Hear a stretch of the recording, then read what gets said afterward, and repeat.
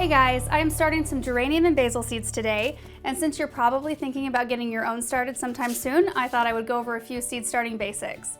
The first few months of the year are really exciting for me. I work at a garden store, and I can just feel the energy of the upcoming spring building. Lots of people are coming in and telling me about their garden plans, and it's just a really fun time of year for me. The most important things for success with seed starting are light, water, heat, proper containers in seed starting soil, and air circulation. So I've got my containers. You can pretty much use anything that'll hold soil but still drain water.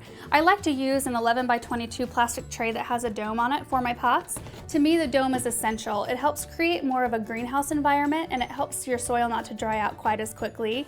And then I like to use peat pots because it makes it way easier when it's time to repot. This tray will fit 32 of this size pot total, so I'm going to be starting 20 geraniums and 12 pots of basil.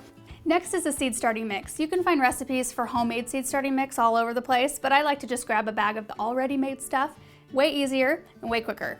I'm using organic Fox Farm Ocean Forest soil, which is great for both seed starting and for more mature plants. I like to moisten the soil a little bit before adding it to the container, and then I fill up all the pots almost to the top and then plant my seeds. I make sure to read the back of the seed package because it tells you how deep to plant your seed, and it's also a wealth of a bunch of other information. I'm going to plant the sweet Italian basil because I use a lot of it when I cook, and coral geraniums because it's my favorite color out in the garden, and I like to fill up all of my window baskets with them. And if I plant them now and tend them correctly, I should have some nice big geraniums to set out. Next, I'll water. I prefer to use a spray bottle until the seeds have germinated and the seedlings have grown up a little bit, and then I will graduate up to my normal watering can and just do a gentle pour. You want to keep them moist at all times, but not sopping wet. I try to find a nice warm spot in the house for my seeds that gets quite a bit of natural light. If you don't have a warm spot though, or if you want to help the process along, you can buy a seedling heat mat like this one. They keep the soil temperature anywhere from 10 to 20 degrees warmer than the ambient temperature in the room. And heat mats can cut germination time in almost half in some cases.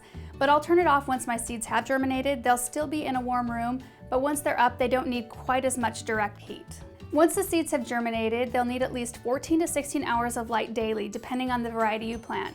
In the winter, this might mean that you have to provide supplemental lighting, and this is where a grow light will really help out. I have a really basic setup. It's just a 2-foot T5 tube with no reflector, but it's going in a really bright room, so it doesn't need as much help as if it were going to go in a naturally darker spot. There are really elaborate systems out there, and if I had the space, I'd probably be using one of those. Look for a stand though that allows you to move the light up and down. I can start with mine lower and then raise it up as the seedlings grow, keeping it about 4 inches away from the tops of the plants. And it also helps to put the light on a timer, that way you don't even have to think about turning it on and off in the morning and at night. Air circulation is the last thing to think about. It's what'll keep your new seedlings from damping off, which is the most common disease in young seedlings.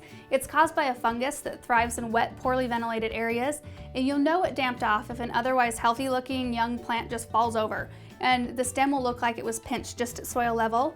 So just set a circulating fan, like this one, on low nearby, and not only will it keep your plants from damping off, it'll also make the stems on your plants really sturdy. You don't have to have fancy equipment. You can get by with all kinds of stuff. I've used cobbled together equipment for quite a few years now, and I'll probably still use that stuff somewhere else in my house. But some of the proper equipment can make the process a little easier, and it makes it look nicer too. I hope this was a good reminder for you. Even when I quote unquote know something, I always appreciate a little brush up every few seasons just to make sure I haven't forgotten anything. It happens. Thanks so much for watching. Bye.